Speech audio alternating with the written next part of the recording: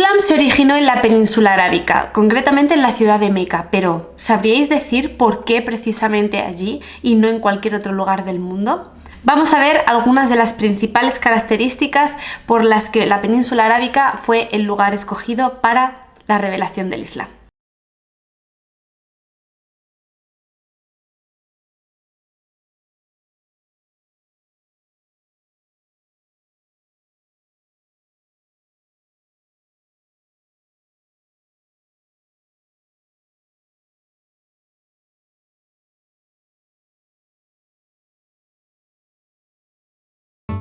Salam alaikum, hola a todos y a todas, mi nombre es Aisha Fernández y soy arqueóloga, antropóloga, divulgadora del patrimonio islámico y musulmana conversa. Precisamente en este canal, al igual que en otros medios, tanto Instagram como TikTok, vais a encontrar información acerca de la historia del Islam, desde los inicios hasta la actualidad. Así que si os interesa ese tipo de contenido, no olvidéis en suscribiros en este canal, activar la campanita para no perderos nada y por supuesto, por mi parte será un verdadero placer que podáis acompañarme en este viaje lleno de historia. Empezamos.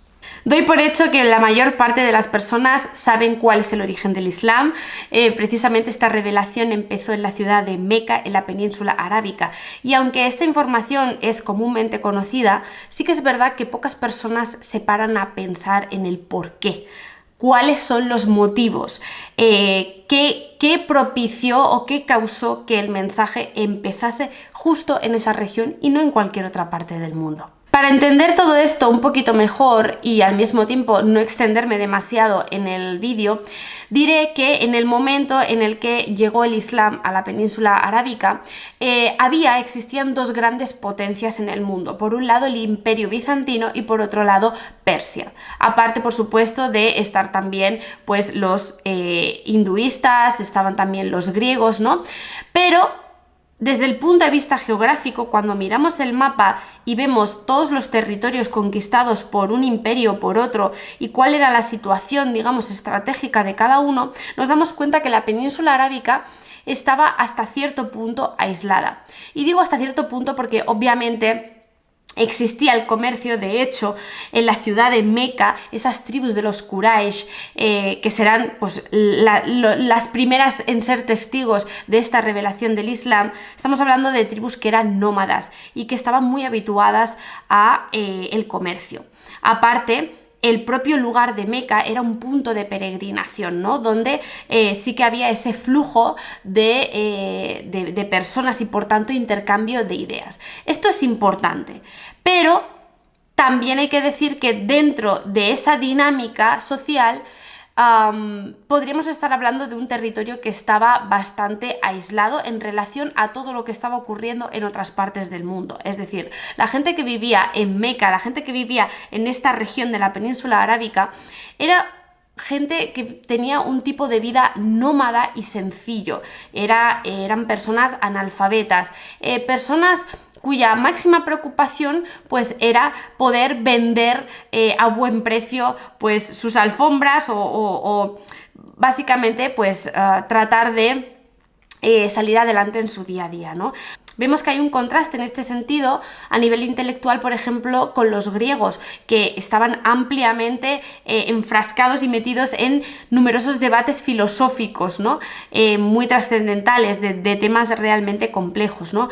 También en cuanto a mentalidad chocaba bastante con todo lo que se estaba gestando en Persia, ¿no? Con el mazdeísmo, que es una doctrina de los zoroastrianos, ¿no? Y lo mismo con el Imperio Bizantino, donde sí que se había instalado como religión predominante y hegemónica lo que es el cristianismo, pero es verdad que a estas alturas se había tergiversado, se había modificado y por tanto podríamos hablar de un cristianismo a medida, ¿no? Esto desde luego que se puede tratar en otros vídeos más extensamente, pero lo que importa aquí es entender que todos esos cambios que se estaban dando a nivel mundial en otras regiones del mundo no estaban directamente afectando a la península arábica, ¿no? Es una especie de aislamiento que también propició el hecho de que la revelación se diese en ese lugar. Una de las características por las que fue escogida la ciudad de Meca para esa revelación era el hecho de que la mayor parte de la población era analfabeta, incluido el profeta Muhammad sallallahu alaihi wasallam. ¿Esto qué significa? Que ninguna persona hubiese tenido la capacidad realmente de poder crear, de poder desarrollar y escribir un libro de tal complejidad en la lengua árabe como es el Corán. Esto era una forma de probar la autenticidad del mensaje, ¿no? Es decir, si pensamos en una persona analfabeta y al mismo tiempo tomamos de referencia el Corán, todo lo que se relata dentro del Corán, los milagros científicos que aparecen, lo que digo, la complejidad sintáctica, morfológica y demás, ¿no? que tiene el propio libro, claramente estamos hablando de cosas incompatibles. No se concibe que alguien que no sabe leer y escribir sea capaz de hacer un libro tan importante y tan profundo y tan complejo como es el Corán, ¿no? Por tanto, eso indica que claramente esas escrituras y ese mensaje procedía de Dios, porque ningún ser humano sería capaz de crear algo así, ¿no? En relación a esto también quiero puntualizar el hecho de que si el profeta Muhammad sallallahu alaihi wasallam hubiese vivido en cualquier otra región, teniendo en cuenta todos estos cambios que se estaban dando en el Imperio Bizantino, en Persia, con los griegos y demás, hubiese sido más difícil ganar la credibilidad, porque la mayor parte de la gente hubiese pensado que ese conocimiento que estaba divulgando lo había aprendido de cualquier otra persona, de algún monje que conociese escrituras anteriores, ¿no? Por tanto, lo que digo, ese aislamiento geográfico de alguna manera fue pues un punto clave a la hora de empezar la revelación. En el caso del profeta Muhammad sallallahu alaihi wasallam, dado que había nacido entre los árabes, dado que era uno más de la tribu de los Banu Hashim, nadie le hubiese podido enseñar ese conocimiento, ¿entendéis? Es decir, que esa excusa de la influencia externa se rompe automáticamente y no es factible en el momento en el que analizamos cuál era la situación geográfica que tenía geográfica y social que tenía en ese momento la península arábica. Al mismo tiempo, y además es algo que recuerdo que estudié en ciencias islámicas y que me resultó muy llamativo, desde luego que se puede tratar en otros vídeos y es hasta cierto punto complejo, pero fácil de entender, ¿no? Una vez que has visto los ejemplos. Es el cómo se dan los milagros, ya no solo en el Islam, sino también en las religiones anteriores, ¿vale? En el judaísmo, en el cristianismo, o sea, estoy hablando de cómo se dan los milagros con todos los profetas, con Abraham, con Moisés, con Jesús, ¿vale? Vemos que hay un patrón en común de cara a los milagros y lo que siempre se resalta es aquello en lo que esa población se ha desarrollado más. Para que me entendáis, cuando pensamos en la época de Moisés con Faraón, los egipcios tenían amplios conocimientos, vamos a decirlo así, en las ciencias ocultas, ¿no? En todo lo que tiene que ver con la magia, el ocultismo y todo esto. Por tanto, los milagros que hacía Moisés tienen que ver con la magia, es decir, el hecho de dividir el mar en dos, el hecho de convertir el agua en sangre, ¿no? Todo este tipo de cosas, de hecho, sabemos que el propio faraón retaba a Moisés a hacer exactamente lo mismo, ¿no? Que sus magos que había pues ahí en la corte egipcia. Quiero decir que vemos cómo aquello en lo que destacan es aquello con lo que se demuestra la autenticidad a partir del milagro. Otro ejemplo, en el caso de Jesús. En esa época los conocimientos tenían que ver con la medicina. Por eso Jesús cura a un leproso, todo el tema de curar devolverle la vista a un ciego, lo de el resucitar a un muerto, ¿no? Este tipo de milagros tiene que ver con la anatomía del ser humano, incluso hasta el propio milagro de hablar desde niño, ¿no? Que así lo creemos los musulmanes. Tenéis un vídeo por aquí en mi canal donde explico cuál es la visión de los musulmanes con respecto a Jesús, ¿no? Y ahí hablo de esos milagros. Vemos que el enfoque tiene que ver con la anatomía del ser humano. Y en el caso del profeta Muhammad sallallahu alaihi wasallam, el mayor milagro de todos, tal y como lo creemos y lo entendemos los musulmanes, es el propio Corán. Es un milagro vivo que sigue entre nosotros. Muchas veces la gente no entiende esto de cómo el Corán, un milagro, sí. Precisamente en la época en la que empezó la revelación, en lo que destacaban los árabes, aun siendo analfabetos, no sabían leer y escribir, pero tenían un dominio de la lengua árabe absolutamente extraordinario. De hecho, se retaban entre ellos, ¿no? Con la poesía y demás, y por tanto, el hecho de que existiese un mensaje con una mayor complejidad era la forma de retarlos en aquella época, ¿no? Eso también tiene que ver con los motivos, las razones por las que el Corán fue revelado en árabe y no en cualquier otra lengua. Por supuesto, aquí también habría que decir que el árabe, de todos los idiomas que hay en el mundo, es un idioma extremadamente rico, con palabras polisémicas, es decir, es un idioma que permite decir mucha información con pocas palabras. Y no solo eso, sino que esas palabras tienen distintos significados, ¿no? Por eso son polisémicas. Esto facilita mucho, lo que digo, el poder expresar ideas complejas de una forma muy simple, utilizando metáforas y utilizando diferentes recursos literarios que hacen que la comprensión para la persona sea más sencilla. Entonces, yo sé que a día de hoy el árabe, a la mayor parte de la gente no araboparlante, ¿vale? Como yo, a los conversos, nos resulta un idioma extremadamente difícil.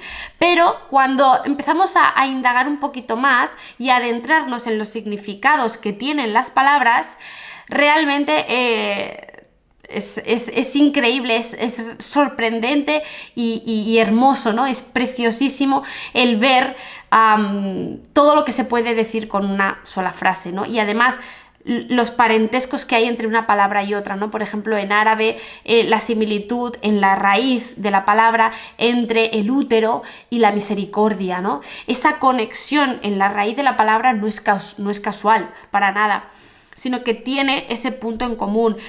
Hay muchas cosas, de verdad que os animo a que busquéis información sobre el árabe como lengua para que veáis la riqueza que tiene.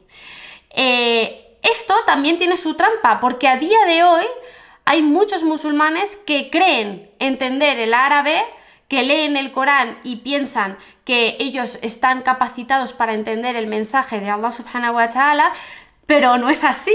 No es así, y sé que esto puede molestar a algunas personas, herida y dolorcito directo en el ego, pero es cierto y vamos, lo tengo comprobadísimo con diferentes profesores que también lo han dicho. El estudio del Corán, ya no estoy hablando únicamente de la recitación, las normas, ¿no? Que si el significado en sí en cuanto al contexto, no.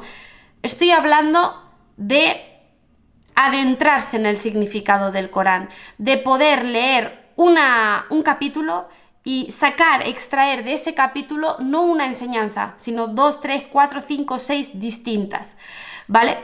Esta riqueza, esta profundidad de significado que ofrece el Corán requiere muchos años de estudio, requiere un entendimiento muy profundo de la lengua árabe, no solo el uso cotidiano del idioma, ¿entendéis?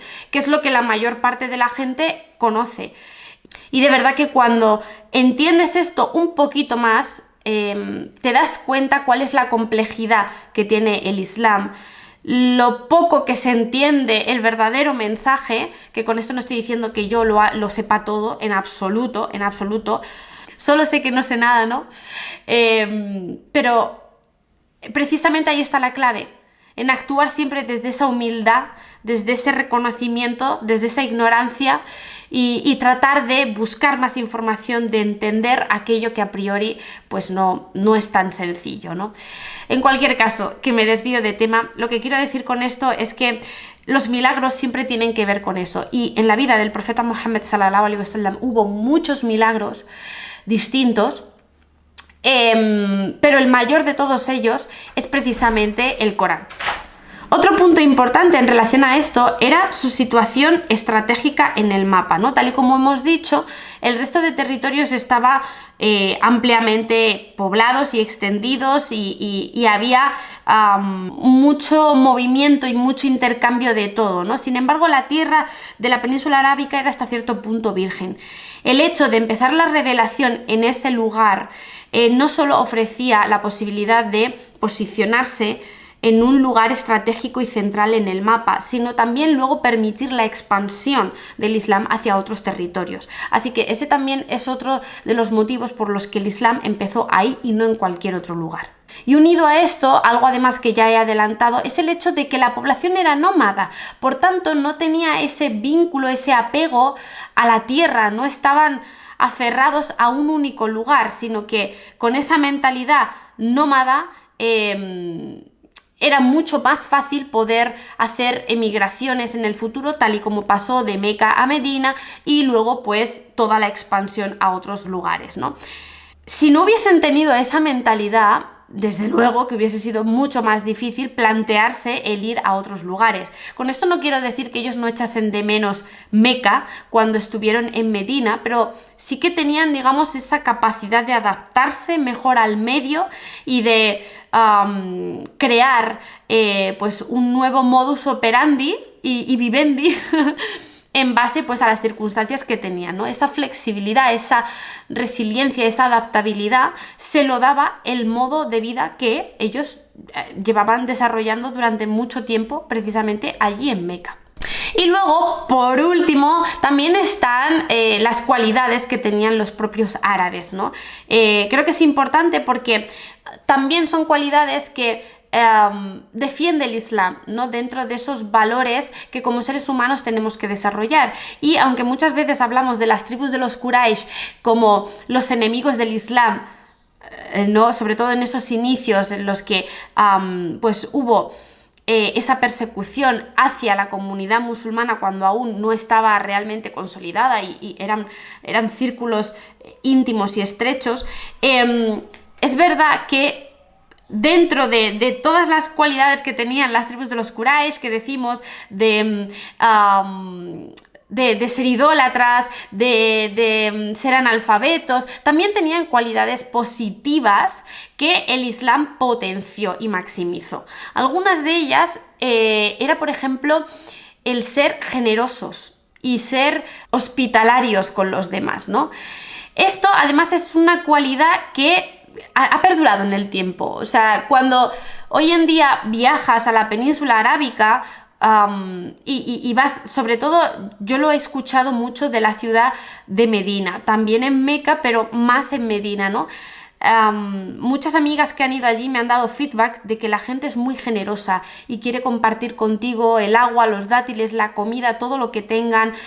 En ese sentido son eso, generosos y hospitalarios, ¿no? Y esa cualidad, esa característica que tienen es algo que el Islam pues potenció sobremanera, ¿no? Y si por algo destacan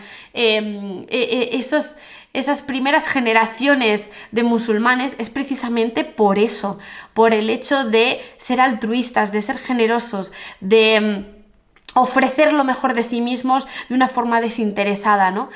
Así que esta es una cualidad que sin duda alguna también influyó en ese desarrollo del Islam. Por otro lado está el tema de el honor, el sentido de la palabra. Y esto sí que, a diferencia de la otra cualidad, es algo que a día de hoy se ha perdido. Se ha perdido por desgracia, porque considero que es algo muy valioso. El sentido de la palabra quiere decir que cuando estos árabes de Quraysh hacían una promesa, lo llevaban hasta el fin del mundo. O sea, esas palabras eran ley. si yo me comprometía contigo a dejarte mi casa los veranos, no podía retractarme de esa palabra, sino que no hacía falta un contrato escrito, ¿entendéis? Los acuerdos se hacían de palabra y eso fomentaba lazos y vínculos entre las diferentes tribus que tenían que ver con esa protección, es decir, lo típico de te apadrino o te acojo en mi casa porque hice un pacto con tu padre o hice un pacto con tu abuelo, ¿no? Y lo que digo, el tema de la palabra realmente para ellos tenía un valor y una credibilidad. Si yo me había comprometido a hacer algo, lo hacía. De todas, asumiendo todas las consecuencias de eso, ¿no? Este sentido del honor, de la palabra, el hecho de ser personas confiables con aquello que decían, era algo que les dio muy buena reputación como comerciantes y como también receptores de ese peregrinaje, ¿no?, que se daba en la ciudad de Meca y que, como digo, por desgracia, pues hoy es una de las cosas que más falta. Unido a esto estaba también, por supuesto, ese sentido del honor, es decir, luchaban contra las injusticias, ¿no? En ese sentido eran muy meticulosos y cualquier transacción económica del tipo que sea, siempre tenía que ser justa, ¿no? Tenía que hacerse acorde al beneficio de ambos, o sea, realmente lo que digo, se preocupaba mucho por la justicia, por ese sentido del honor y de la dignidad hacia la otra persona. Esto lo vemos de una forma muy clara. Vamos, yo diría que es la persona que mejor representa esto en el califa Omar ibn al-Khattab. Voy a hacer una biografía sobre él y os compartiré el vídeo. Precisamente fue el segundo califa después de la muerte del profeta Muhammad sallallahu alaihi wasallam. Le sucedió a Abu Bakr as-Siddiq, que ya hablamos de él en otro vídeo que os dejo por aquí, y tras la muerte de Abu Bakr vino Omar. Creo que es de verdad la persona que mejor representa estas cualidades de Quraysh, ¿no?, junto a Abu Bakr. Pero concretamente hablando del tema de la justicia, creo que Omar es quien mejor lo llevó a la práctica, ¿no? Precisamente entre sus muchas cualidades como califa destacaba esto. El concepto de justicia, trataba de ser lo más justo posible con toda la gente, ¿no? Y esto tiene que ver con esas cualidades que estamos hablando en este vídeo de los Quraysh, ¿no? También esa firme voluntad, que diríamos, esa cabezonería, esa determinación, ¿no? Es ese compromiso, es lo que os digo de aquello que digo, aquello que creo, aquello que hago, lo llevo hasta el final de los tiempos, ¿no? Es un poco esta idea. Eso se ve muy bien en cómo estos árabes, cuando se convierten en musulmanes, transforman por completo su vida. Y estamos hablando de personas, de nuevo, otra vez el caso de Omar ibn al-Khattab sería un ejemplo extraordinario de esto. Omar, ya os hablaré de él más en detalle, pero Omar fue una de las personas que conspiró, digámoslo así, en contra del profeta Muhammad sallallahu alaihi wasallam. De hecho, antes de hacerse musulmán, iba de camino hacia la casa del profeta con una espada para asesinarle. Es decir, que era un enemigo del Islam, ¿no? Pero cuando se transforma, cuando se hace musulmán, digamos que se aferra a esas enseñanzas del Islam de principio a fin. Por eso digo esa cabezonería. Es decir, que si hasta ese momento había sido un enemigo del Islam y había estado empeñado en esa idea y en destruir ese mensaje y demás, cuando se hace musulmán es todo lo contrario. Es el primero en salir a la calle con el estandarte, ¿no?, a defender el Islam. Por eso digo esa cabezonería, esa determinación, ¿no?, de ese orgullo hacia aquello que creían realmente, ¿no? Y el defenderlo pues hasta el final, ¿no? Un poco esto. Y por último, pues algo que también comentaba al principio, el hecho de llevar una vida muy sencilla, una vida nómada, donde o sea, las propias casas que había en Meca no eran grandes construcciones, eran casas de adobe y de paja, que ya les facilitaba pues un poco pues ese lugar de sosiego, de descanso, ¿no? Pero realmente su vida se se centraba más en